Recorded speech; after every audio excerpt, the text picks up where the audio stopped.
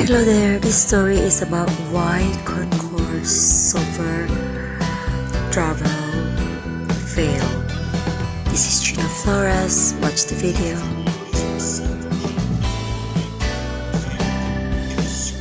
The epitome of a technology ahead of its time, but the true story of why it failed, or rather, more accurately, why it retired, is more nuanced than the popular narrative of overzealous, overly extravagant, inflexible aircraft.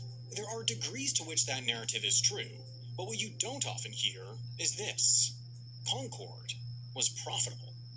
A 747, the flagship of any subsonic fleet during the reign of Concorde, required a gallon of fuel to carry one passenger 80 miles or 1 liter for 34 kilometers, assuming a full load.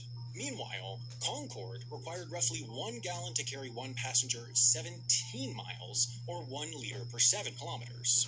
Clearly, a quite decisive difference. Concorde was vastly less efficient than the aircraft that is today fading away due to its inefficiency, but the story doesn't end there. Jet fuel currently costs about $1.68 per gallon. Therefore, the fuel bill on a New York to London 747 flight per passenger is about $73.50, not a dramatic amount relative to ticket prices. Similarly, Concorde, burning about 206 gallons or 780 liters of jet fuel to carry a passenger across the Atlantic, would burn $346 in fuel. That's a staggeringly small number. Maintenance and operational costs were certainly high, but certainly not at the level that some autopsies of the aircraft's demise.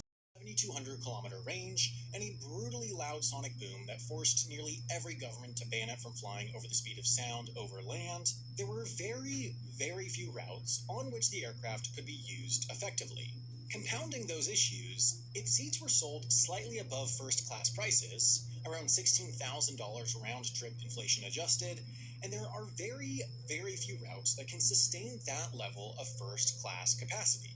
Between EOS, L'Avion, MaxJet, Silverjet, British Airways, and others, there's a long history of airlines attempting to operate all business-class flights between London or Paris and New York, and yet every single one of these eventually failed.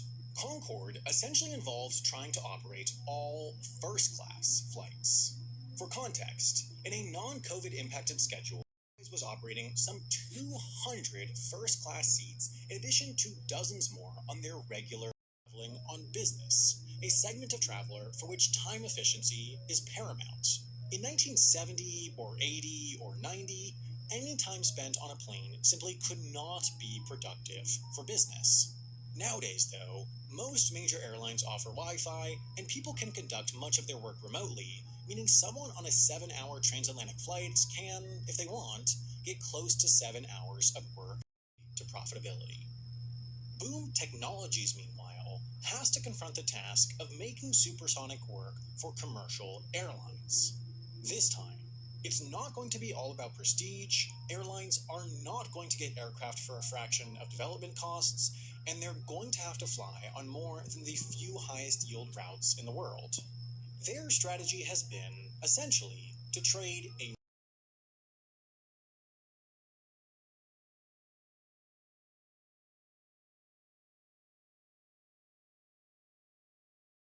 Of course, remember, in Concorde's final 6 months of operation for British Airways, they charged lower fares, closer to business class prices, and that correlated with the most profitable people do on board. What was it like to land in New York before taking off from London, at least on the clock?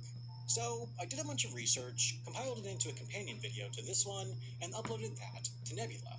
Of course, the reason why it's there is because the YouTube algorithm actually punishes us creators for trying something new, but Nebula is a different platform with no algorithm, no ads, no data mining. It's a video platform that is just about great, unique content made by great. Current sale prices, it's less than $15 a year to get access to both sites. CuriosityStream has some phenomenal stuff, too. One of my favorites is Gander International, the airport in the middle of nowhere, about the airport that used to be one of the most important in the world as a refueling point between the US and Europe until planes got longer range. I truly don't know of a better deal in streaming. 2 streaming sites with stuff you'll actually watch for less than $15 a year at current sale pricing.